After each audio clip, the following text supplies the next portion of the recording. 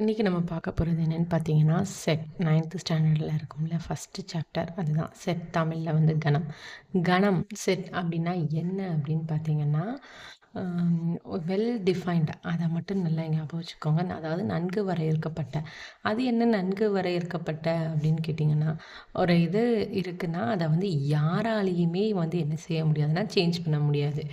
அதுதான் well define நன்கு வரையறுக்கப்பட்டன்னு சொல்லுவோம்.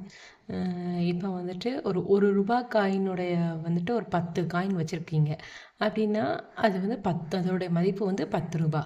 அதை யாராலையுமே என்ன செய்ய முடியாதுன்னா மாற்ற முடியாது. இப்போ நான் வந்து அது 20 ரூபான்னு சொன்னால் மாறுமா? மாறாது. வேற யாராவது வந்து சொன்னாலும் மாற முடியுமா? மாறாது. அது 10 காயின் வந்து ஒரு ரூபா காயினாக இருக்குன்னா அதோடைய வேல்யூ வந்து என்னது 10. இப்போ அந்த 10 காயின் ஆனால் ஒரு ரூபா அப்படின்னு சொல்லிட்டு அந்த 10 காயின் சொல்கிறோம்ல அதுதான் செட். செட்டுன்னா என்னதுன்னா அதுதான். இப்போ உங்களுக்கு புரிஞ்சிருக்கும்னு நினைக்கிறேன். வெல் டிஃபைன்ட் கலெக்ஷன் ஆஃப் ஆப்ஜெக்ட்ஸ்னு சொல்லலாம். அதாவது நன்கு வரையறுக்கப்பட்ட பொருட்களுடைய தொகுப்பு. அது பொருட்களுக்கு மட்டும் நமக்கு இதாகாது. எல்லா விதமான நம்பர்ஸாக இருக்கட்டும் எதுனாலும் சரி. இப்போ வந்துட்டு ஒற்றைப்படை எண் இரட்டைப்படை எண்ணா நமக்கு தெரியும். ஒற்றைப்படை எண்ணா என்னென்னு வரும்? 1 3 5 7 9 அப்படின்னு சொல்லி போய்க்கிட்டே இருக்கும். இரட்டைப்படை எண்கள்ல என்னென்னு போகும்? 2 4 6 8 10 அப்படின்னு சொல்லி போய்க்கிட்டே இருக்கும். இப்போ இயல் எண்கள்னா நம்ம என்ன சொல்லுவோம்? 1 2 3 4 5 6 7 8ன்னு சொல்லி போய்க்கிட்டே இருக்கும்னு நம்ம சொல்லுவோம். ஸோ இப்போ இயல் எண்களின் தொகுப்பு அப்படின்னு சொல்லிட்டோம்னா அது எப்படி? அதுதான் அது வந்து என்னதுன்னா செட். அதாவது set of natural numbers, set of integers, set of real numbers, set of whole number. அதாவது என்னதுன்னா முழு எண்களின் தொகுப்பு, இயல் எண்களின் தொகுப்பு அப்படி நம்ம சொல்கிறோம்ல. பகு எண்களின் தொகுப்பு, பகா எண்களின் தொகுப்பு, இந்த மாதிரி சொல்லிக்கிட்டே இருந்த தொகுப்புன்னு சொல்கிறோம்ல அதுதான் செட். இப்போ உங்களுக்கு செட்னா என்னென்னு புரிஞ்சிருக்கும்னு நினைக்கிறேன். இன்னும் ரொம்ப ஈஸியாக நம்ம லைஃப்பில் வந்துட்டு க்ராஸ் பண்ணுற அந்த திங்ஸை வச்சு பார்த்தோம்னா இன்னும் ஈஸியாகவே உங்களுக்கு புரியும்னு நினைக்கிறேன். என்னென்னு பார்த்துக்கிட்டிங்கன்னா இப்போ உங்கள் வீட்டில் வந்துட்டு ஒரு லிஸ்ட்டை கொடுத்து ஜாமான் வாங்கிட்டு சொல்கிறாங்க. அதில் என்னெல்லாம் இருக்குன்னா காய்கறி இருக்குது, அதுக்கப்புறம் வந்துட்டு பழங்கள் இருக்குது, அதுக்கப்புறம் வந்துட்டு என்னது இருக்குன்னா ஜூஸ் இந்த மாதிரி இருக்குது. இப்போ இது இருக்குது. இதை நீங்கள் வந்துட்டு நீங்கள் வந்து காய்கறி கடையிலையும் பழங்களை பழக்கடையிலையும் ஜூஸ் கடையிலையும் போய் வாங்குவீங்க. ஜூஸ் கடையில் போய் காய்கறி கேட்க மாட்டீங்க, காய்கறி கடையில் போய் பழத்தை கேட்க மாட்டீங்க. சரி இப்போ நம்ம வந்து ஹைப்பர் மார்க்கெட் போகிறோம்னு வச்சுக்கோங்க. எல்லாமே சேர்த்து நான் வந்துட்டு ஹைப்பர் மார்க்கெட்டில் அதை போய் வாங்க போகிறேன் அப்படின்னா ஹைப்பர் மார்க்கெட்டில் என்னெல்லாம் இருக்கும்? உங்களுக்கு வந்துட்டு பார்த்தீங்கன்னா காய்கறி இருக்கும், அதே மாதிரி என்ன இருக்குன்னா பழங்கள் இருக்கும், ஜூஸ் இருக்கும், வேறு இது போக என்னது எலக்ட்ரானிக் ஐட்டம்ஸ் இருக்கும். இந்த மாதிரி நிறைய இருக்கும். எல்லாமே என்ன செஞ்சு வச்சுருப்பாங்க? அங்கே பிரித்து வச்சுருப்பாங்க. ஸோ அது வந்து ஈஸியாக நம்மளால் பிக் பண்ணிக்கவும் முடியும். ஸோ இதுதான் காய்கறி ஃபுல்லாக இருக்கிறது ஃபுல்லாக இது ஃபுல்லாக எந்த இடம்னா காய்கறிகளுக்குள்ள இடம்னு சொல்கிறாங்களே. ஸோ செட் ஆஃப் வெஜிடபிள்ஸ் ஃபுல்லாக இங்கே இருக்குது, செட் ஆஃப் ஃப்ரூட்ஸ் ஃபுல்லாக இங்கே இருக்குது, ஜூஸ் ஃபுல்லாக இங்கே இருக்குதுன்னு சொல்லி பிரித்து வைக்கிறதுனால நமக்கும் அந்த வேலை ஈஸியாக இருக்கும். வாங்குறவங்களுக்குமே அது ஈஸி, அங்கே விற்கிறவங்களுக்கும் அது ஈஸி. எந்த ஒரு கன்ஃபியூஷனும் இருக்காது. காய்கறியை போய் யாரும் பழங்கள்னு சொல்ல முடியாது, பழங்களை போய் யாரும் காய்கறின்னு சொல்ல முடியாது.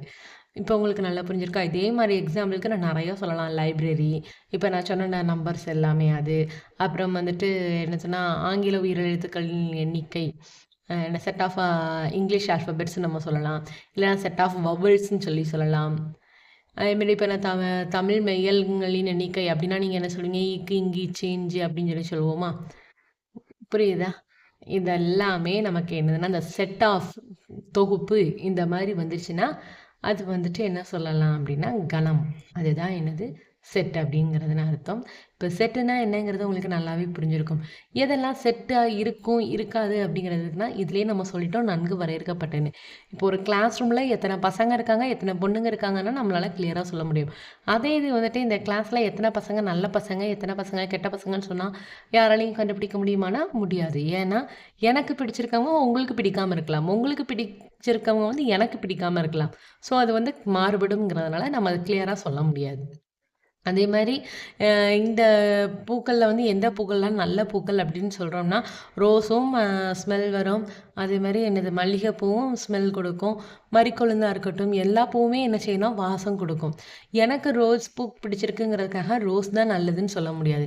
மேபி உங்களுக்கு ரோஸ் பிடிக்காமல் இருக்கலாம். உங்களுக்கு வந்துட்டு மல்லிகைப்பூ இல்லைன்னா முல்லைப்பூ வந்து நல்ல பூவாக தெரியலாம், இல்லை தாமரை அந்த மாதிரி. ஸோ அந்த மாதிரி இதில் வந்துட்டு நம்ம என்ன செய்ய முடியாதுன்னா கிளியராக சொல்ல முடியாதுங்கிறனால அது வந்து செட்டுக்குள்ளே வராது.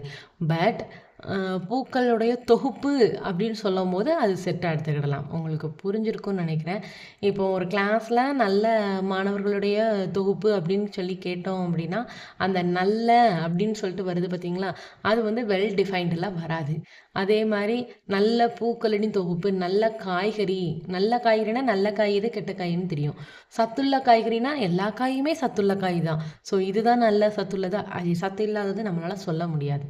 ஸோ அந்த வார்த்தைகளை பொறுத்து கொஞ்சம் மாறுபடும். அதுக்காகத்தான் என்ன சொல்லியிருக்காங்க அப்படின்னா வெல் டிஃபைன்டு, நன்கு வரையறுக்கப்பட்ட, யாராலையுமே அதை மாற்ற முடியாததாக இருந்தது அப்படின்னா அது வந்து என்ன சொல்லலாம்னா செட் அப்படின்னு சொல்லலாம்னு சொல்லியிருக்காங்க. இப்போ உங்களுக்கு செட்னா என்னங்கிறது புரிஞ்சிருக்கும்னு நினைக்கிறேன். இப்போ வந்துட்டு நம்ம இதை வந்து ஒரு எக்ஸாம்பிளோட பார்த்துடலாமா? இப்போ என்ன சொல்லலாம் அப்படின்னா செட் ஆஃப் வந்துட்டு என்ன சொல்லலாம், ஹோல் நம்பர்ஸ் அப்படின்னு சொல்லி, அதாவது முழு எண்களின் கணம் அப்படின்னா நீங்கள் எப்படி எழுதலாம் அப்படின்னா, முழு எண்கள்னால் நமக்கு என்னதுலேருந்து ஆரம்பிக்கும், 0லேருந்து ஆரம்பிக்குமா? 0, 1, 2, 3 இப்படி போய்கிட்டே வந்து இப்படி வந்துடும். இந்த இந்த இதுதான் என்னதுன்னா செட்டு ப்ராக்கெட்னு சொல்லுவாங்க. இது இப்படி போட்டு இப்படி போடுவோம், இது இந்த சைடு வந்து இப்படி வரும். இது வந்து செட் ப்ராக்கெட்டு. இப்போ இப்படி நம்ம போட்டோம்னா இதுக்கும் ஒரு மீனிங் உண்டு. இதுக்கு மீனிங் என்ன அப்படின்னா எம்டி செட், அதாவது வெற்று கணம் அப்படின்னு சொல்லிட்டு நம்ம சொல்லுவாங்க. இப்போ வந்து நம்ம என்ன பார்க்க போகிறோம்னா, இப்போ உறுப்புகள்னு சொல்லிட்டு நம்ம பார்க்க போகிறோம். இப்போ வந்துட்டு என்னதுன்னா ஏ இஸ் ஈக்குவல் டு 0, 1, 2, 3ங்கிறது A is the set of whole நம்பர்ஸ்ன்னு சொல்லியிருக்காங்கன்னு வச்சுக்கோமே. A is and set of whole நம்பர்னா ஏ இஸ் ஈக்குவல் டு 0, 1, 2, 3ன்னு சொல்லி நம்ம எழுதிடுவோம். இப்போ வந்துட்டு இதில் வந்துட்டு 0ங்கிறது வந்து என்னதுன்னா இது வந்து பிலாங்ஸ் டு ஏ. இது வந்து என்ன சொல்லுவோம் அப்படின்னா பிலாங்ஸ் டு, அந்த பிலாங்ஸ் டு அப்படின்னா என்னதுன்னா உறுப்புன்னு அர்த்தம். ஏ வந்து 0ங்கிறது வந்து ஏக்குள்ளே இருக்கக்கூடிய ஒரு உறுப்பு. அதே மாதிரி நீங்கள் வேறு என்ன எழுதலாம், 3 பிலாங்ஸ் டு ஏ இப்படின்னு சொல்லி போய்கிட்டே இருக்கும். இப்போ உங்களுக்கு இன்னொரு எக்ஸாம்பிளில் பார்க்கலாம். என்ன சொல்லலாம், ஏன்னு வச்சுக்கலாமா? சரி வேணாம், நம்ம வந்துட்டு எக்ஸ்ன்னு வச்சுக்கலாம். எக்ஸ் இஸ் அண்ட் என்னதுன்னா ஆல்ஃபபெட்ஸோட vowels of X is vowels அப்படின்னு சொல்லிடலாம். அதாவது இங்கிலீஷ் ஆல்ஃபபெட்ஸ்ன்னு சொல்லினுடைய வவல்ஸ்ன்னு சவுண்ட்ஸில் வரக்கூடியதுன்னு சொல்லிக்கலாம்.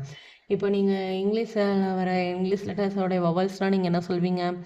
ஏ, இ, ஐ, ஓ, யூ அப்படி தானே? அப்போ இதை வந்து நம்ம என்ன செய்யலாம், செட் ப்ராக்கெட்டில் போட்டு பண்ணலாம். எக்ஸ் இஸ் ஈக்குவல் டு ஏஇஐஓயூன்னு சொல்லி சொல்லுவோம். இப்போ என்னதுன்னா ஏ பிலாங்ஸ் டு எக்ஸ், அதேமாதிரி இ பிலாங்ஸ் டு எக்ஸ். புரிஞ்சுதா? இதில் ஏதாவது உங்களுக்கு டவுட் இருக்கா? இப்போ இதோட மீனிங் என்னென்னு புரிஞ்சிருச்சுல. இதே மாதிரி எக்ஸாம்பிள்ஸில் எதை கொடுத்தாலும் ஓகே. இப்போ ஏ இஸ் ஈக்குவல்ட்டு வந்துட்டு என்னதுன்னா 4, 6, 8, 10 இருக்குதுன்னு வச்சுக்கோங்களேன். இப்போ 10 பிலாங்ஸ் டு ஏன்னு சொல்லலாம். அதே மாதிரி 5 பிலாங்ஸ் டு ஏன்னு இருக்குது. இதில் வந்துட்டு எது கரெக்டு? 10 பிலாங்ஸ் டு ஏன்னா இப்போ ஏக்குள்ளே வந்து 4, 6, 8, 10 இருக்கா? ஸோ 10 இருக்கிறதுனால இது வந்து கரெக்டு. 5 பிலாங்ஸ் டு ஏன்னு சொல்லியிருக்காங்க.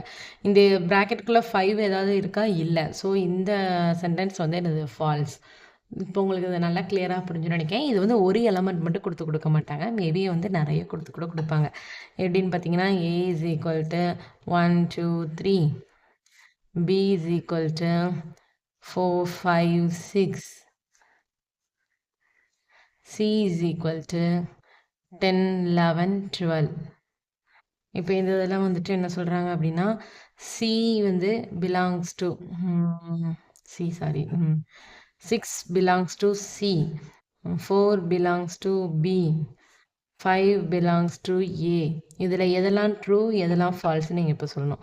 12 belongs to B, 10 belongs to A, 3 belongs to A. இப்போ இதில் எதெல்லாம் ட்ரூன்னு சொல்லி பார்க்கலாமா? இப்போ 3 பிலாங்ஸ் டு ஏன்னு சொல்கிறாங்க. 3 வந்து ஏயோடைய உறுப்பு. ஏயோடைய உறுப்புகள் என்னெல்லாம்? 1, 2, 3. அப்போ இது வந்து கரெக்டு. 10 வந்து ஏயோட உறுப்புன்னு சொல்லியிருக்காங்க. 10 வந்து எதோடைய உறுப்பு? சியோடைய உறுப்பு. ஸோ இந்த ஸ்டேட்மெண்ட் வந்து என்னது ஃபால்ஸ். 6 belongs to C. 6 வந்துட்டு சியோடைய உறுப்புன்னு சொல்லியிருக்காங்க. 6 வந்து ஆக்சுவலி எதோடைய உறுப்புனா பியோட உறுப்பு. ஸோ இதுவுமே என்னது ஃபால்ஸ். 4 பிலாங்ஸ் டு பின்னு சொல்லியிருக்காங்க. 4 வந்துட்டு பியோட உறுப்பு. 4 வந்து பியோட உறுப்பு தானே. ஸோ இது வந்து கரெக்டு. 5 பிலாங் டு ஏன்னு சொல்லியிருக்காங்க. 5 வந்துட்டு எதோடைய உறுப்புனா பியோட உறுப்பு. பட் ஏன்னு சொன்னதுனால இந்த ஸ்டேட்மெண்ட் ஃபால்ஸ். அதே மாதிரி 12 பிலாங்ஸ் டு பின்னு சொல்லியிருக்காங்க. 12ங்கிறத வந்துட்டு எதோடைய உறுப்பு சியோடைய உறுப்பு. ஸோ இதுவும் ஃபால்ஸ். ஸோ நம்ம கொடுத்த அலிகேஷனில் வந்துட்டு எதெல்லாம் கரெக்டுனா 3 பிலாங்ஸ் டு ஏயும் 4 பிலாங்ஸ் டு பியும் கரெக்டு.